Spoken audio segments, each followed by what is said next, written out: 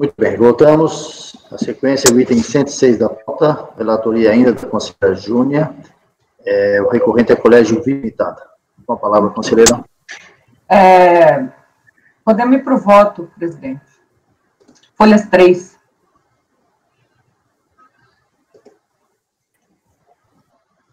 Correto, pode ir. Como se verifica pela documentação junto aos autos, o ODE foi entregue contribuinte 9 de 2018. Além da referida notificação, foi publicado no site da EL o edital eletrônico 55240 em 23/10/2014. Havendo 2 prazos de notificação, deve ser feita a contagem pelo prazo mais benéfico. Sendo assim, nos termos do artigo 23, parágrafo 4 da CRET 75, considera-se o contribuinte ficar em 7/11/2014. A data da ciência é relevante porque, conforme o artigo 3º e 4º, a contribuinte tem o prazo de regularizar os débitos e motivar uma exclusão. Sendo assim, o prazo final para que se mencionar a regularização por parte do contribuinte se encerrou em 8/12/2014. A recorrente alega que efetuou o recolhimento em 20/12/2014. De fato, a guia de recolhimento constante às folhas 54 consta o pagamento de 13.741, que corresponde exatamente ao valor do principal constante na dívida ativa da PGFN. Todavia, quando efetuado o mencionado recolhimento, já teriam transcorrido os 30 dias acima mencionados. Ademais, embora alegue o recolhimento da multa por ausência da apresentação da DIF, compulsando os autos, não identifiquei a guia de recolhimento. A decisão recorrida, por sua vez, também atestou que os referidos débitos ainda se encontravam em aberto, conforme se verifica pelo trecho abaixo transcrito. Aspas. Não foi encontrado no sistema o pagamento do débito referente à multa pelo atraso na entrega da DIF, referente ao período de apuração 3/3/2014. Conforme relatório obtido na PGFN, o débito inscrito em dívida ativa sobre o número tal encontra de fácil de ajuizamento. O relatório de informações de apoio para emissão da certidão assinala que os débitos que motivaram a exclusão da empresa ainda estão pendentes de regularização na data atual. Fica assim constatado que os débitos não foram regularizados no prazo previsto no artigo 4º do ODE, de exclusão do Simples Nacional. Sendo assim, não tendo sido comprovado o recolhimento da multa por falta de entrega da DIF, no prazo de 30 dias do recebimento da DE, inviável acolher a pretensão de reinclusão no Simples Nacional. Em face do exposto, nego o provimento ao recurso. Matéria extremamente discutida. Vamos ao Marco, Gênio. Presidente, só o recurso manuscrito mesmo, Júnior? Da dó eu fiquei com dó, coitado. E difícil compreensão até, né? Integralmente. Só gostaria de realçar que os grandes casos hídricos, Evandro Davi e tantos outros aí do passado, escreviam tudo à mão, com caneta de molhar, viu, doutor Marcos? Mas não era uma coisa assim, a redação ali não está, ok. Bom, de qualquer maneira, o que está escrito lá vale a pena? Não. Então, vamos lá. Marco. Acompanha, relator. Conselheiro, olha. Acompanha, relator. Conselheiro Evandro. Acompanha, relatora. Conselheiro Wilson. Acompanha, relatora. Conselheira Paula. Também. Luciano. Acompanha. Acompanha, relatora. Eu também acompanho. Agora, o Marco levantou essa situação, a gente fez um comentário assim, em tom de brincadeira, né, respeitosamente, mas a gente vê como os contribuintes, esses contribuintes do Simples, né, são realmente pequenos, né, então, muitas vezes, até se perdem essas tributárias por desconhecimento mesmo, esse é um conhecimento muito grande, realmente é assim. Então, por unanimidade, negado o provimento, Simples Nacional, né? Nacional, tá bom. Agora eu vou mudar um pouco, voltar a alguns processos de ontem, para que a gente possa... Ciccone, só faltam 3 do hoje, não quer terminar esses, não? É que eu queria dar um descanso para a Paula, mas a Paula tem bastante processo também de ontem. Só por isso. Deixa eu ver aqui. Deixa eu ver o que eu faço. Só um minutinho, Evandro. Eu sei que só faltam 3. É que a Paula já falou tanto. Hoje virou realmente... Aquela consideração oral, né, de ontem. Isso eu vou deixar para daqui a pouco, se der tempo, tá? Vamos ver se dá. É a única que tem, né? De ontem, sim. São 3 processos. São 3 processos. Então, da pauta do Luciano, depois a gente volta para a pauta de ontem. Tá bom. Só mais um da pauta. É o item 107. Paula, o comércio calçados limitado. Relatório, sinto e voto. Ok? A aula está sem som, Paulo. Desculpa. Diz que está na base e ele está abrindo aqui, só um minuto. Bom, esse também é um caso de exclusão do Simples Nacional, por possuir débitos sem exigibilidade suspensa. Eu vou direto para o voto, que está na folha 5. Bom, eu conheço do recurso voluntário por apresentar os requisitos, e o objeto do recurso é único e exclusivamente contestar a exclusão da recorrente do Simples Nacional. E funda-se também nas seguintes alegações, em duas: que as normas tributárias que fundamentam a exclusão do Simples não seriam aplicáveis ao caso, desde que ingresso Simples Nacional e não a hipótese de exclusão, que a gente acabou de discutir aqui no processo relatado pela conselheira Júnior, e em segundo, que ele realizou o parcelamento do débito nos termos do artigo 3º da Lei 11.941, sendo-lhe permitida a sua manutenção no regime.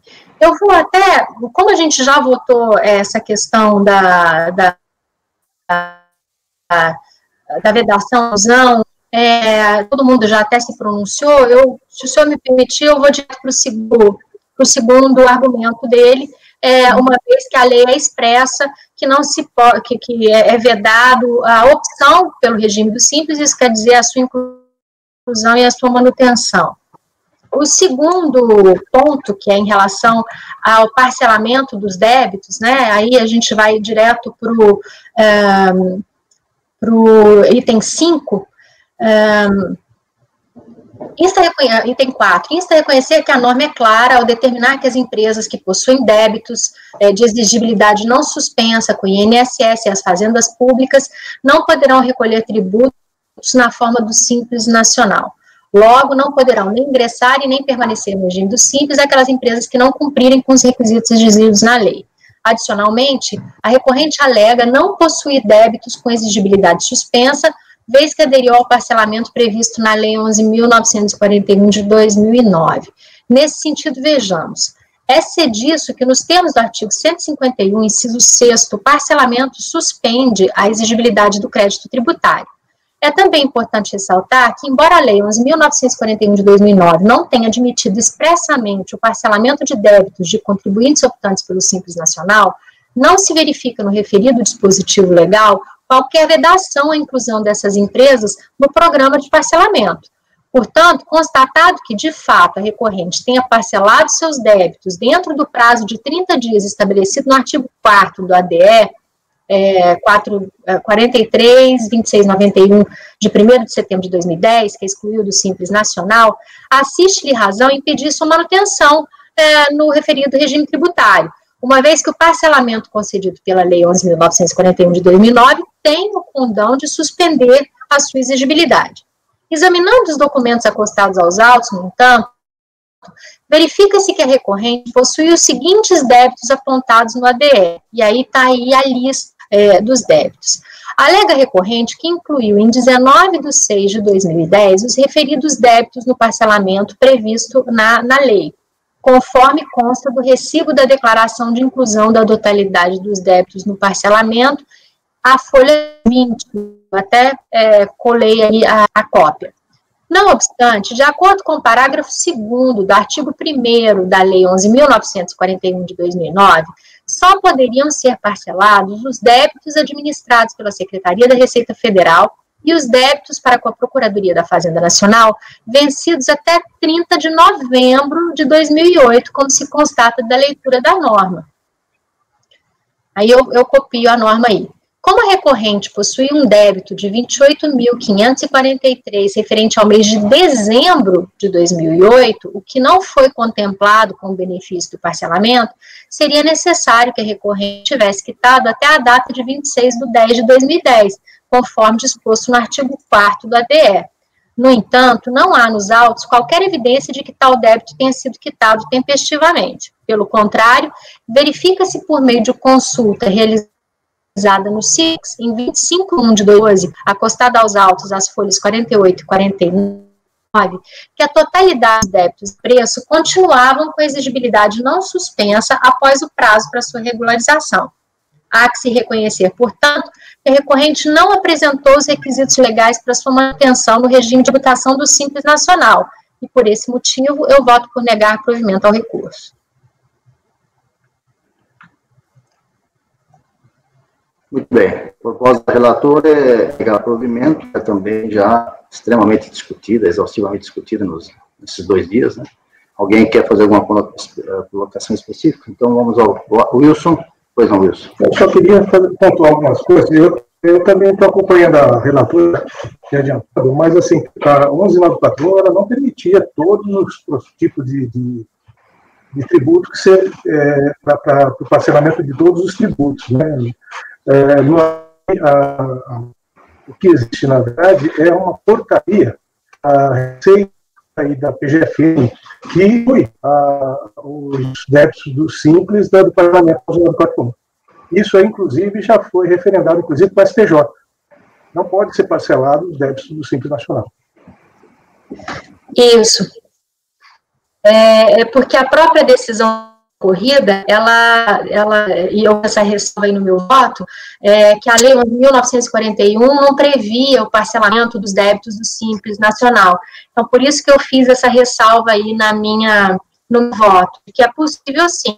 Só que como o contribuinte tinha débitos que não estavam abarcados pela norma, então, nesse caso, eu voto por negar o provimento. Não, mas desculpa, os débitos do Simples Nacional não poderiam ser incluídos no 1194, não. Entendi. Aquela teu fundamento. E foi em sede de recurso repetitivo, conselheiro? Foi. Eu poderia depois até passar para você. Sim. Mas, depois eu preciso pesquisar, mas realmente não poderia. Os do Simples não, até porque é o seguinte, né? O Simples Nacional, ele abarca tributos tanto da esfera federal quanto municipal e estadual. Então poderia, por exemplo, a gente tivesse teria que estar vendo, né? Sim. Bom, enfim, eu até gostaria, porque eu não nem o contribuinte da Fazenda apontaram esse recurso repetitivo, eu não tinha conhecimento dele. Na minha leitura, inclusive de outros acórdãos também do CARF, havia uma jurisprudência de que aceitava o parcelamento pela Lei 11.941. Mas eu até gostaria de conhecer, conselheiro, por favor. Eu vou procurar e vou passar para vocês. Obrigada, eu vou fazer a pesquisa aqui também. Mas se for o caso e que vocês me permitirem, aí eu suprimo esse pedaço, porque, na verdade, o resultado vai ser... Eu acompanho. Tá? Proposta da relatora, negar provimento, conselheiro Marco Rogério. Eu acho até que, presidente, assim, até a relatora ali, o recurso do contribuinte foi tão simplório, só disse que estava parcelado. A relatora foi... Até uma deferência às alegações muito simplórias do contribuinte, aprofundou bastante, né, e prospectou ali. Claro, essa questão aí que o Wilson levantou bem oportunamente, mas de resto, não resta outra alternativa se acompanhar a relatora. Conselheiro Luiz Pagano. Com a relatora. Evandro. Seu microfone, Evandro. Acompanha a relatora. Conselheira Júnior. Com a relatora. Conselheiro Wilson. Com a relatora. Luciano. Com a relatora, presidente. Também acompanho a relatora por unanimidade de votos, negado o provimento. O item seguinte da pauta, o julgamento encerrado. O item 108, a relatoria do conselheiro Luciano Bernardi. Luciano, resumidamente, o seu relatório, o voto, por favor. Radiosa, propaganda e publicidade limitada. Tá ok, já está lá. Deixa eu só abrir aqui. Item 108, perfeito. Vamos lá. Posso iniciar, presidente? Pode iniciar sim, Luciano. Pode iniciar direto ao relatório, eu voto. Tá. Trata-se de um recurso voluntário interposto por decisão, sobre a decisão da DRJ, que excluiu do Simples Federal por atividade vedada. A atividade que foi reconhecida era atividade de publicidade. E aí houve a apresentação de solicitação de revisão, né, de exclusão do Simples, na qual a contribuinte alega que era serviço de editoração eletrônica e não de publicidade. Apresentou a impugnação depois disso, depois da confirmação que não, né, que era editoração.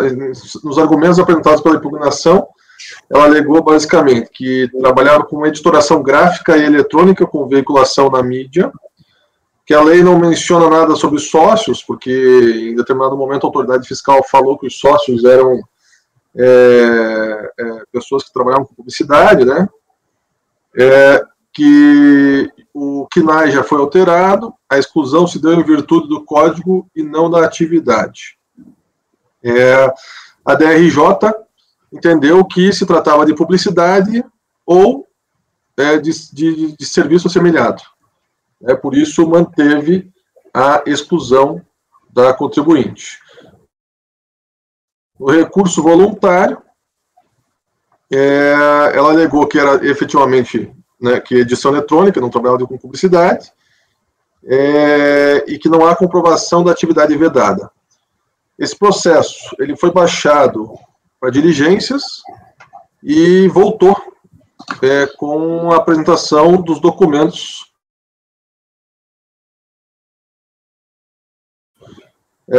pela fiscal também. Eu vou passar para o voto, que está no parágrafo 10, admissibilidade. Bom, por ser retorno de resolução, então não tem que se analisar nem a tempestividade, né, a admissibilidade já foi analisada. Parágrafo 11. Com fundamento no princípio da verdade material e também na súmula CARF número 134, a qual dispõe que a simples existência no contrato social de atividade vedada ao Simples Federal não resulta na exclusão do contribuinte, sendo necessário que a fiscalização comprove a efetiva execução em tal atividade, o parâmetro a ser utilizado para a análise do presente caso deve ser o material, ou seja, deve-se tentar identificar a efetiva atividade da contribuinte para se concluir o julgamento. De acordo com a informação fiscal de folha 133, em virtude do procedimento de fiscalização in loco, a contribuinte apresentou documentação solicitada no termo de intimação. Em análise aos documentos, a autoridade fiscal conclui que entre o período de 2002 e 2004, a recorrente desenvolveu atividades de diagramação e editoração, as quais não necessitam ser exercidas por um profissional legalmente definido. Apenas após a alteração contratual número 3, folha 131 e 132, a empresa passou a exercer atividade de propaganda e publicidade, com profissionais que necessitam de habilitação profissional. Acrescenta que a real atividade da sociedade é a que consta em seu contrato social até a terceira alteração contratual. Tendo em vista o contrato social e suas alterações, especialmente que a terceira alteração somente foi feita em 2009, folha 132, é de se concluir que as atividades envolvidas pela recorrente antes da terceira alteração contratual não se enquadravam nas vedações previstas pelo artigo 9º, inciso 13 da Lei 9.317. Desta feita, devem os argumentos da recorrente ser acolhidos. Diante disso, vosso sentido dar provimento. Ou seja, o voto foi baseado na informação fiscal de folha 133. A proposta do conselheiro, então, é dar provimento em função do retorno de dirigência. É isso? Isso. Bom, alguém quer acrescentar alguma coisa? Marco, Evandro, Wilson, chegaram a ver alguma coisa em informação a respeito dessa diligência? Ela é conclusiva ou é simplesmente relata fatos? Microfone, Marco. Eu só quero ver ali a data da terceira alteração contratual, a discussão aqui anos calendário, lá 2002, 2003, né, Luciano? Isso. E a alteração contratual, do número 3, foi de 2009. Tá. Na verdade, 2002, exatamente, 2002 e 2003. E a terceira alteração foi em 2009. Isso tudo consta apesar de não constar essa data da alteração contratual, tudo consta na informação fiscal. Então, e ela é bem categórica. Até essa alteração contratual, todas as notas fiscais envolvem só aquelas atividades de diagramação e editoração. Isso. Que não necessita profissional habilitado. Conclusivamente, Marco, e daí? Seu voto. Desculpa, foi. Conselheiro Picano. Acompanho. Conselheiro Evandro. Acompanho o relator. Conselheira Júnia. Acompanho. Conselheira Paula. Wilson, desculpa. Acompanho também, presidente. Só apontou aqui, veja, a exclusão era do Simples Federal. Né? Enquanto teve a migração, recentemente, também foi migrado do Simples Nacional. É retroativo ao Simples Federal essa diligência, então, em 2004, e a direção deu que em 2009, apenas que a partir dessa social que ela passou a exercer atividade que é verdade, né? Então, assim, naquilo que foi do federal, ela realmente tinha direito a permanecer. Acompanho o relator. Conselheira Paula. Acompanho também, relator. Também acompanho por unanimidade de votos, dado provimento e para que o contribuinte possa permanecer no regime do Simples Federal. Item 109 é o último item da pauta. Hoje voltamos à pauta de ontem, vamos fazer o 109 primeiro.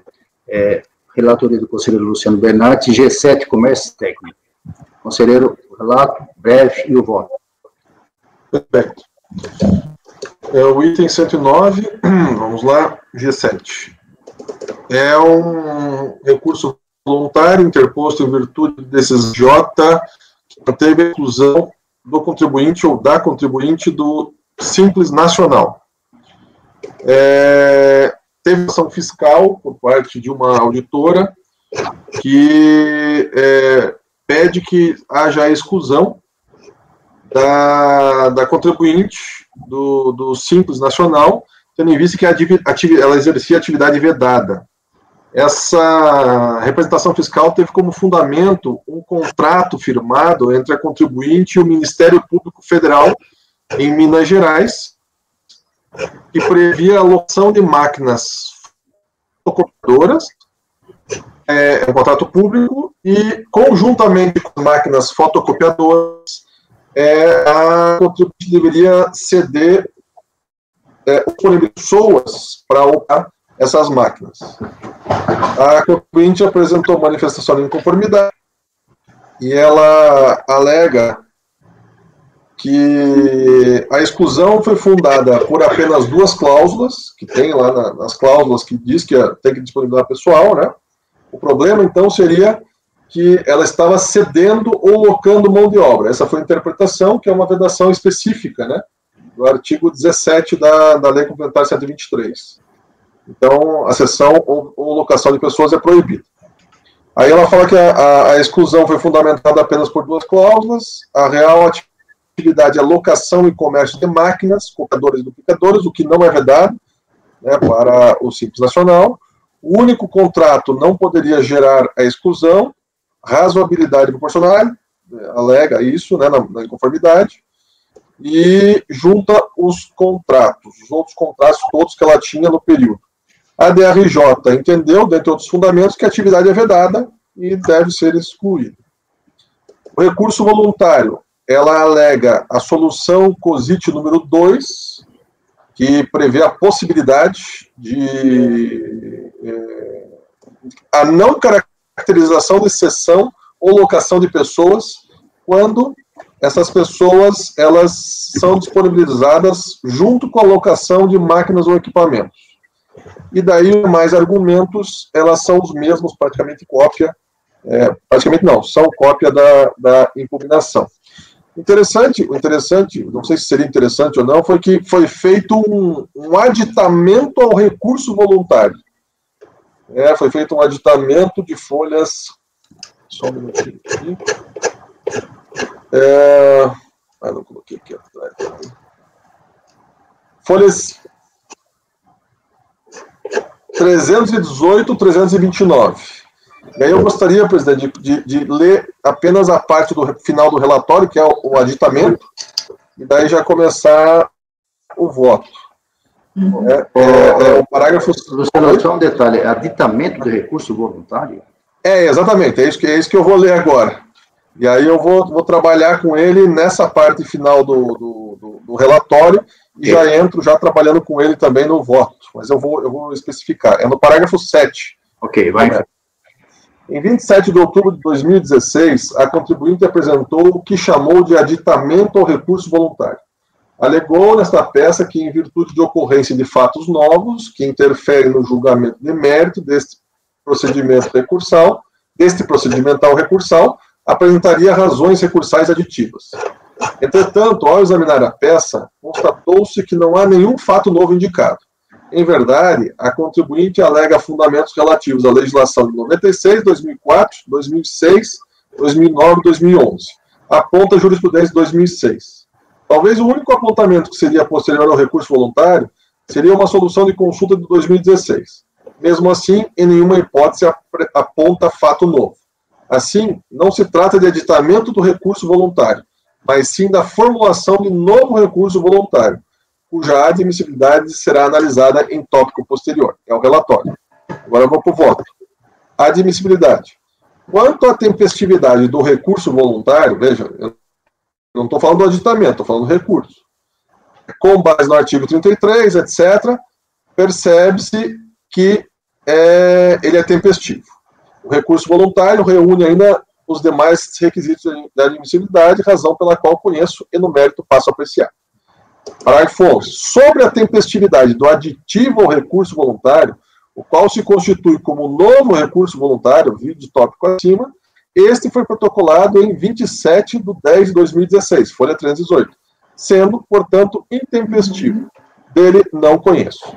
Então, eu não conheci desse aditivo de recurso voluntário porque se mostrou efetivamente um novo recurso. Na minha interpretação, presidente, me parece, eu posso estar equivocado, mas parece que houve aqui a troca do patrão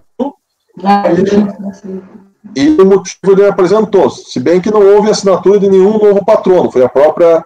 Mas, Luciano, mas existe inovação nos argumentos? Existem, todos mudados, tá bom, todos então, diferentes. Ok. Ele mudou a linha de...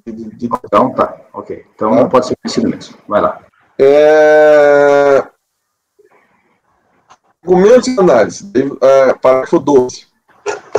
Da análise dos argumentos dispostos no recurso da contribuinte, percebe-se que a maioria se constitui dos mesmos utilizados na manifestação de conformidade. Ou seja, tirando a solução COSIT 2, ela alega a mesma coisa, né?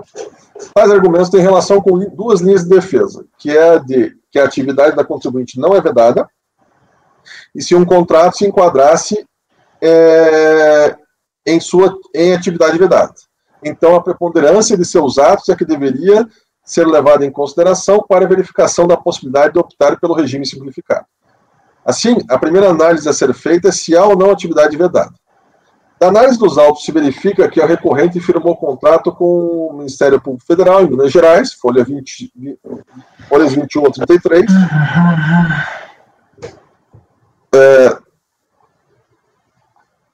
Tal contrato dispunha cláusula primeira e segunda, inclusive parágrafo, folhas 21 e 22. O MPF estava contratando empresa especializada em reprografia, a qual deveria disponibilizar, ou no caso, locar máquinas reprográficas à contratante. Conjuntamente com as máquinas, a contratada, no caso a contribuinte, deveria disponibilizar mão de obra especializada para a prestação do serviço de reprografia, conforme cláusula 5ª, item 4 e seguintes do contrato, folhas 23. Duas são as análises envolvidas a seguir para identificar se há ou não locação de mão de obra. A primeira análise diz respeito ao texto normativo da Lei Complementar 123/06.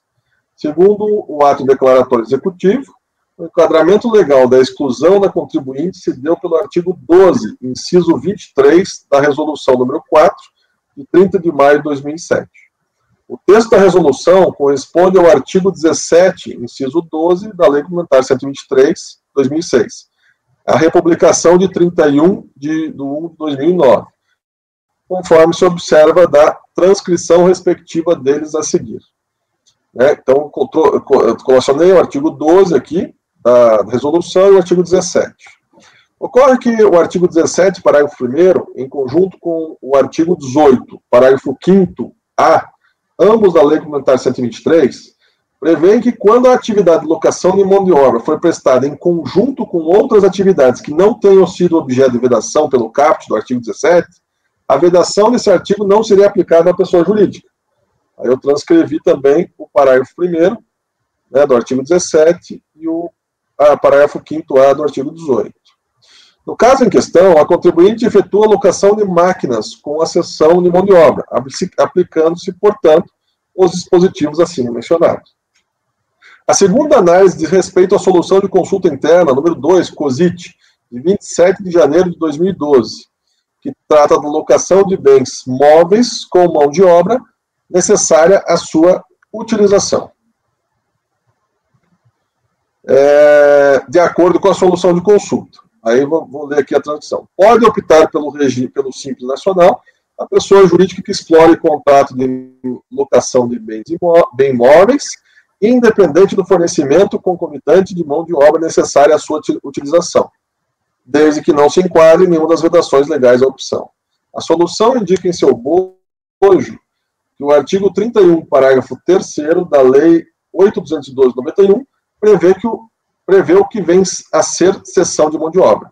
Já o parágrafo 4º relaciona as atividades enquadradas como cessão de mão de obra e dispõe que outras situações podem ser estabelecidas por regulamento. Já o artigo 219, parágrafo 2º, inciso 17 do decreto 3.408/99, dispõe que a operação de máquinas se constitui como cessão ou empreitada de mão de obras. De todos esses desenvolvimentos são extraídas duas conclusões. A primeira é que o contrato contribuinte também inclui a cessão ou empreitada de mão de obra. A segunda é que, quando feita em conjunto com a alocação de imóveis para a sua operação, não impede o contribuinte de optar pelo Simples. Tendo em vista isso, eu voto no sentido de dar o provimento ao recurso voluntário. A proposta do relator Luciano é dar provimento ao recurso voluntário. Debates abertos. Alguém quer se manifestar a respeito? Então, vou colher os votos. Marco Rogério. Essa questão aí é bem pontual e bem levantada pelo relator, da Lei Complementar 123, artigo 17, parágrafo 1º. E é um contrato só mesmo. E aquele parágrafo 1º deixa bem claro essa questão, assim, as vedações relativas, que nem o relator comentou, ou as exerçam em conjunto com outras atividades que não tenham sido objeto de vedação no caput deste artigo. Presidente, eu vou acompanhar o relator. Conselheiro Leonardo Luiz Pagano Gonçalves. Com o relator. Evandro. Com o relator. Conselheira Júnior. Está com o microfone desligado, Júnior. Desculpa. Com o relator. Conselheiro Wilson. Com o relator, presidente. Conselheira Paula. Acompanho também, relator. Também acompanho por unanimidade de votos, dado o provimento ao recurso voluntário do contribuinte. Encerramos a pauta de hoje. Eu vou retornar agora a alguns processos que nós temos de ontem. Eu vou diretamente com o processo que é da minha relatoria, é o item 68, que eu peço que os colegas... E é um processo de auto de infração, que julgamos um ou outro hoje, nesses 2 dias, né? Temos muita pauta carregada de processo de exclusão do Simples. Então, até para mudar um pouco o foco, eu vou fazer esse processo e depois continuamos com mais alguns do dia de ontem, que o de hoje nós já encerramos a pauta. O item 68, é minha relatoria, é bonete, madeiras e papéis imitados. Já está disponibilizado na pauta, na pasta. Vocês podem acessar, né?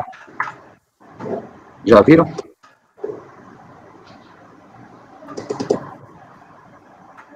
Conseguiram abrir? Abrindo. Esse arquivo estava com problema, mas se não tiver dificuldade, eu mando por e-mail.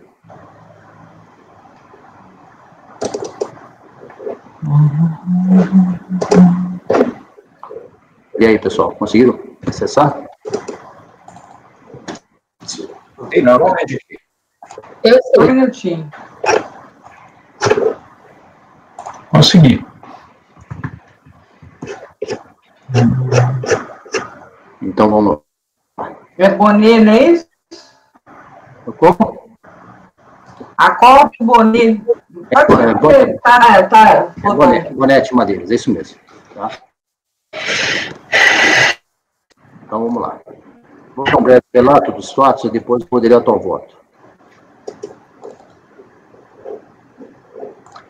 Aqui é um auto de infração lavrado pela delegacia de Lages, lá em Santa Catarina, e foi julgado pela terceira turma da DRJ de Florianópolis, cuja composição não se encontrava presente por oportunidade do ex-colega de bancada, o Murilo, que nos deixou a partir dessa passagem.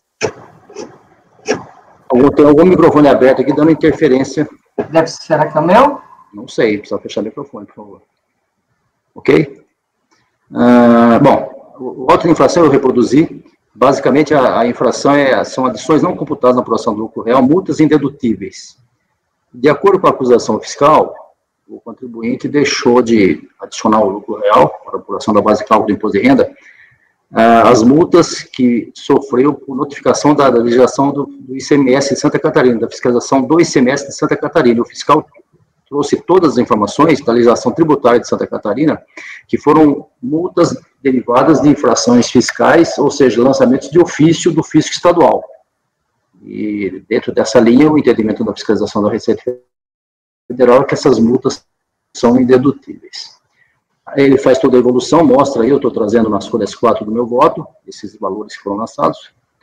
O contribuinte, na sua defesa inicial, lá perante a DRJ de Florianópolis, alegou que, folhas 4, alegou que não existiriam, aspas, né, quadro esquemático em que se comparem valores hipotéticos que, de que tal maneira foram arbitrados pelo seu auditor, ou seja, não há a necessária demonstração das adições por ele mencionadas. O contribuinte faz uma série de alegações mais genéricas do que pontuais em relação àquilo que efetivamente iria acontecer.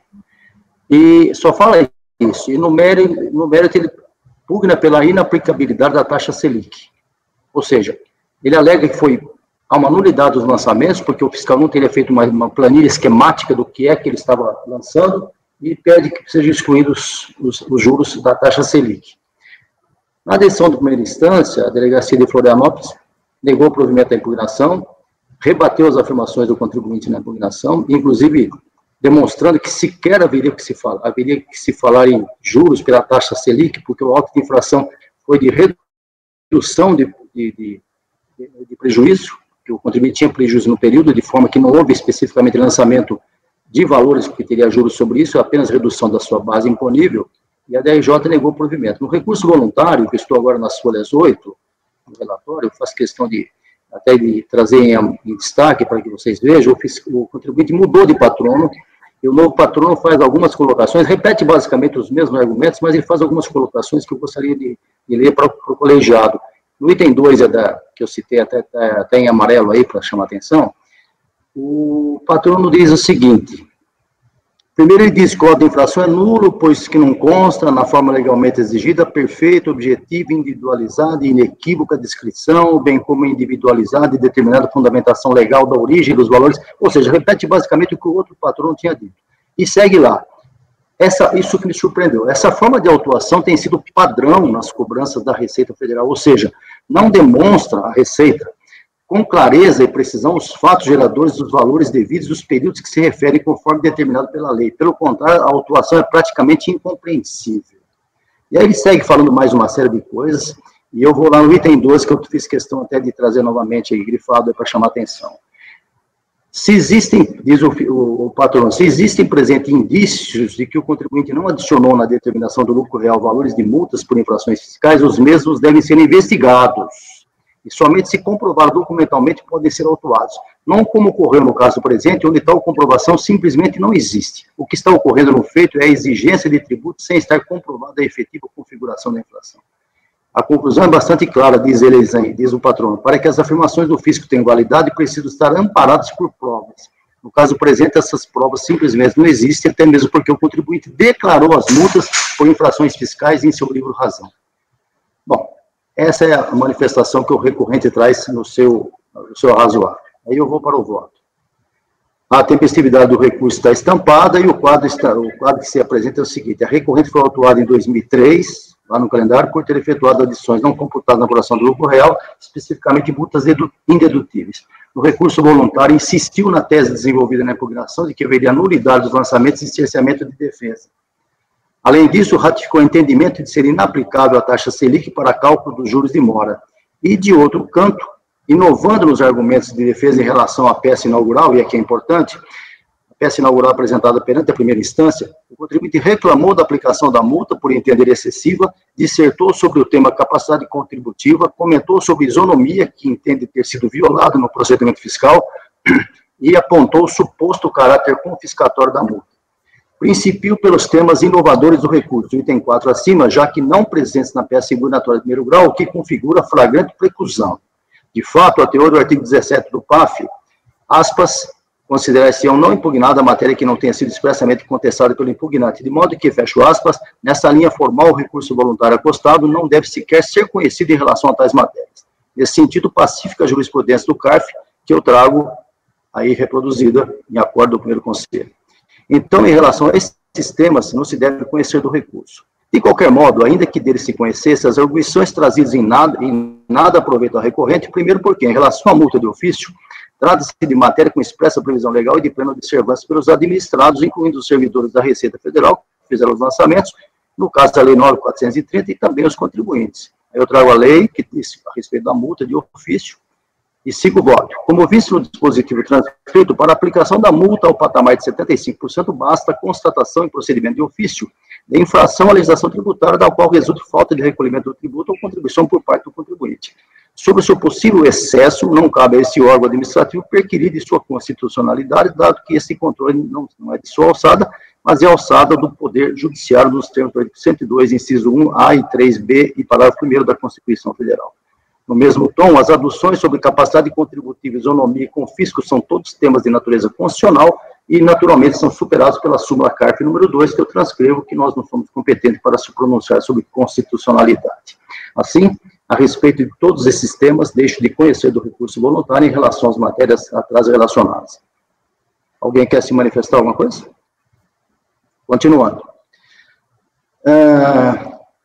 Assim, deixo de conhecer do recurso voluntário em relação a essas matérias e passo a apreciação dos demais argumentos da defesa, quais sejam: A, da nulidade dos lançamentos e do cerceamento de defesa, e B, da inaplicabilidade da taxa Selic para cálculo dos juros de mora.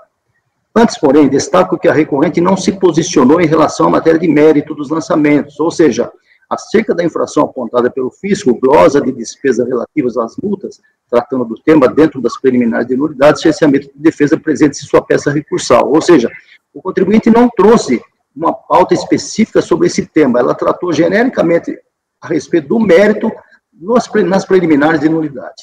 De qualquer forma, eu as analiso. Da nulidade e cerceamento de defesa. Principio pelas suscitadas preliminares de nulidade, lançamentos e cerceamento de defesa.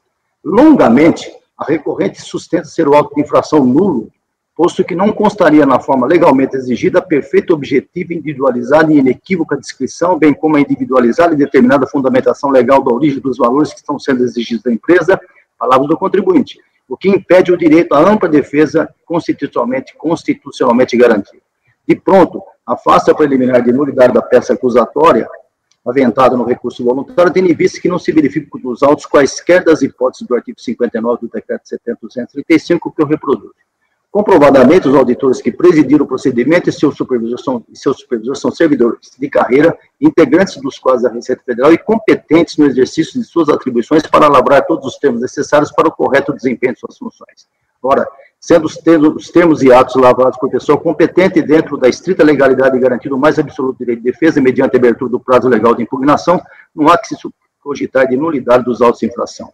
Igualmente, restaram atendidos os preceitos do artigo 10 do PAF, que está reproduzido no rodapé, ratificando a inexistência da nulidade pretendida pelo que se indefere o pleito.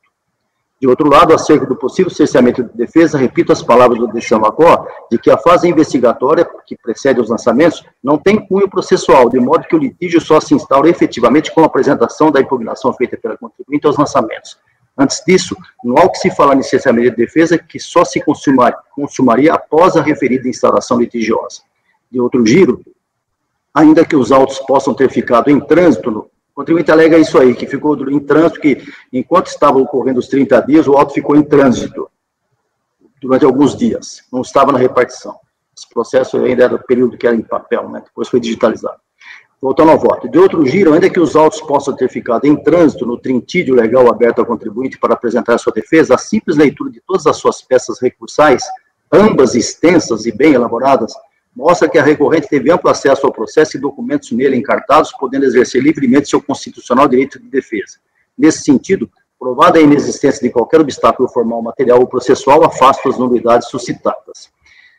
Quanto aos lançamentos fiscais, glosas de despesas que estão dentro desse item ainda, glosa de despesas de multas por infrações fiscais, como dito antes, a recorrente não dedicou item específico para combater e afastar a imputação fiscal em relação à infração citada, o que levou à não adição ao lucro real dos valores relativos às referidas multas fiscais, tidas como indedutíveis para o fisco. A respeito, a recorrente simplesmente assentou ser nulo o auto de infração, aspas, posto que não consta na forma legalmente exigida, aquilo que eu já li, é perfeito, objetivo, individualizado, inequívoco de descrição. Mais ainda, que essa forma de autuação tem sido padrão nas cobranças da Receita Federal, ou seja, não fica demonstrada clareza e precisão aos fatos geradores, pelo contrário, a autuação é praticamente incompreensível, são palavras do contribuinte. Pois bem, palavras minhas, abstraindo as absurdas e incomprovadas colocações da defesa de que as autuações da Receita Federal não primariam por rigor técnico, o que é facilmente desmentido pela simples leitura dos milhares de procedimentos fiscais levados a efeito pelo órgão em mais de 50 anos, resulta claro que aqui, no caso concreto tratado, existe clara e cristalina, aspas, e eu repito as palavras do recorrente, existe sim a perfeita, objetiva, individualizada e inequívoca descrição, bem como a individualizada e determinada fundamentação legal da origem dos valores que estão sendo exigidos da empresa, fecha aspas. Bastando, para tanto, a simples e singela leitura do TVF de folhas, onde se demonstra o objeto da infração, a sua origem e seus valores, incluindo a legislação estadual do ICMS, que foi afrontada pelo contribuinte, que levou à aplicação da multa, que é indedutível para fins de imposto de renda. E eu reproduzo na tela a informação que vem do TVF.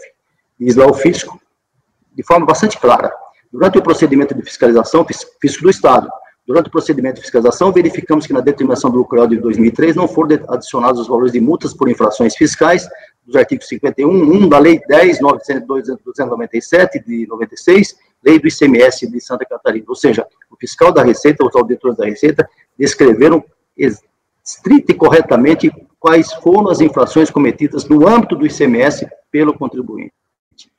A seguir, trouxeram também a legislação fiscal infringida, e, na sequência, a fiscalização intimou a fiscalizada a esclarecer os motivos de que não fez adição ao lucro real dos valores relativos a essas multas por infrações fiscais. Termo de intimação fiscal de folhas, que eu reproduzo embaixo. E veio a resposta claríssima do contribuinte, exatamente ao revés do que o patrono disse em sua defesa. Diz o contribuinte, quanto às multas contabilizadas na conta contábil juros e mora, realmente não foram adicionadas ao lucro real. Ou seja, literal e expressamente, a contribuinte assentou que as multas, por sinal, indevidamente contabilizadas como juros, não deveria ser nessa conta, não foram adicionadas ao lucro real. Nessa linha, perdem fôlego os argumentos da recorrente e eu os refuto, porque realmente não tem o menor sentido. E quando ele disse que precisa de mais prova, que a Receita Federal não traz essas provas, eu digo com minhas palavras nas folhas 15. Francamente, que mais provas poderia querer a defesa que o fisco fizesse se a própria constituinte do patrono expressamente assentiu que não adicionou os valores de multas fiscais ao lucro real, ou seja, reconhecimento literal da sua omissão. Posição, diga-se, assumida pela própria peça recursal da defesa ao dizer, as folhas 175, o seguinte, eu reproduzo. Palavras do contribuinte. A conclusão é bastante clara. Para que as afirmações do fisco tenham validade, precisam estar amparadas por provas. No caso presente, essas provas simplesmente não existem. até mesmo porque o contribuinte declarou as multas fiscais em seu livro-razão. Aí digo eu, ora, se o patrono expressamente consigna que sua constituinte declarou as multas por infrações fiscais em seu livro-razão e a contribuinte literalmente reconhece não ter feito a adição exigida por lei, que provas mais se pode exigir ao fisco para caracterizar o ilícito? Desse modo, em relação às infrações imputadas, não há o que se reprovar acerca do trabalho fiscal que deve ser mantido na íntegra. E, por fim, para que não se alegue omissão, de se destacar ser pacífico o entendimento de que multas por infrações fiscais não são dedutíveis na apuração do lucro real, eu trago o regulamento do imposto de renda e trago as decisões na Câmara Superior, e inclusive nesse colegiado, uma relatoria do conselheiro Leonardo Luiz Pagano, que nós já votamos, matéria semelhante a essa. Em suma, multas por infrações fiscais na forma estampada nesse procedimento fiscal são indedutíveis, nada havendo a obstaculizar os lançamentos perpetrados pelo fisco, por isso, mantido em totum. Alguém quer se manifestar até aqui ou continua o voto? Continuando, então, para encerrar. Inaplicabilidade da taxa Selic. A recorrente dedicou longo e prolixo arrazoado acerca da aplicação da taxa Selic nos cálculos de juros de mora incidentes sobre tributos recolhidos a destempo ou sujeito a lançamentos de ofício. Entretanto, como se vê nesse processo, os lançamentos perpetrados pelo fisco levaram tão somente em conta o ajuste de base de cálculo de imposto de renda, posto que a contribuinte possuía prejuízo fiscal em 2003. Esse quadro está claramente exposto na folha de rosto do auto de infração que eu reproduzo. Demais disso, a matéria sequer comportaria maiores discussões, posto que devidamente simulada no âmbito desse Conselho Súmula CARF 108. Desse modo, por se tratar de súmula, descabe acolher o pleito da recorrente e a observância pelos conselheiros é obrigatória. Por todo exposto, concluindo, encaminho meu voto no sentido de não conhecer do recurso voluntário em relação às matérias já precluídas ou de cunho constitucional, e 2, conhecer das demais matérias e, no mérito, negar provimento. É como voto. Eu olhei o áudio. Pode falar, Marco. Está dando um pouco de eco, mas pode ir. Tá. Eu descobri o que está havendo aqui nas configurações, mas eu olhei o auto de fração mais cristalino, bem feito, matéria quase que incontroversa, não tem sentido as palavras do patrono na defesa dele, totalmente sem sentido. Alguém mais quer se manifestar? Senão eu vou colher os votos. Marco? Acompanho integralmente, presidente. Conselheiro Pagano. Acompanho, presidente. Evandro. Acompanho.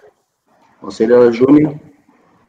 Eu vou acompanhar pelas conclusões só em razão de uma observação que você fez lá sobre aquela preclusão das matérias na impugnação, que ele tinha colocado matéria nova, enfim. Mas eu acompanho pelas conclusões. Wilson. Acompanho. Conselheiro. Acompanho, então. Conselheiro Leandro. Então, de voto do provimento com a observação pelas conclusões. Vou dar um intervalinho de 5 e voltamos. Teresa, por favor.